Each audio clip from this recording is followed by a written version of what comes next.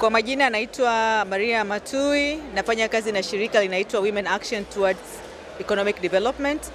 na tuko hapa katika maonyesho ya 50 ya Sabasaba tukishirikiana pamoja na wenzetu GIZ, lakini pia kwa wao wakiwa kama ni wafadhili wetu, lakini pia tumekuwa na wenzetu Tree of Hope ambao wako Tanga na Wajiki ambao wako hapa Dar es Salaam. Na kikubwa ambacho kimetuleta Sabasaba mwaka huu sisi kama WATED pamoja na team, kama mnavyoona nyuma tuna picha ambazo zinaelezea historia mbalimbali, lakini pia kuna documentary ambayo inapita ambayo pia na yenyewe inaelezea kwa sauti kazi ambayo tumeifanya kwa kipindi cha miezi kama 8 iliyokuwa inanukuu hadithi au historia za uhalisia kabisa za manusura wa ukatili wa kijinsia wa kingono katika mikoa mitatu ya Tanzania, nayo ni Dar es Salaam,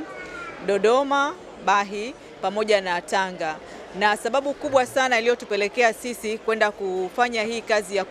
kunukuu sauti zao na hizo historia zao ni kuweza kuchechemua, lakini pia kuibua mazungumzo kwa sisi kama jamii, masuala mazima ya ukatili, lakini pia sheria, kanuni na taratibu ambazo zinatuongoza, zile ambazo tayari zipo katika mifumo yetu ya nchini, idara za kisekta ambazo zinasimamia masuala mazima ya ukatili wa kijinsia, lakini pia sheria ambazo zinasimamia au zinatoa utaratibu wa kuweza kupata ulinzi na usimamiwaji wa wale wanaopata haya madhara ya ukatili wa kijinsia wa kingono.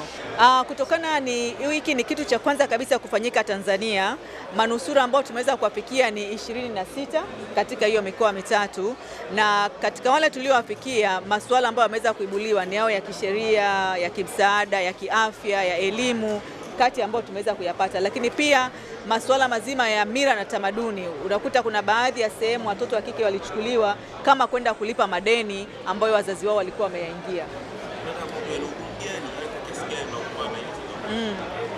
Kwa kweli, kwa sababu tunazungumzia utu wa mtu, na hapa tunapozungumzia utu wa mtu, nchi yetu ina sheria na taratibu ambazo zimewekwa kabisa kikatiba kuulinda ule utu wa mtu. Kwa hiyo kuweza kumfikia lazima mfumo mzima wa kiserikali uweze kuhusishwa. Hapa tunazungumzia wizara, tunazungumzia halmashauri, tunazungumzia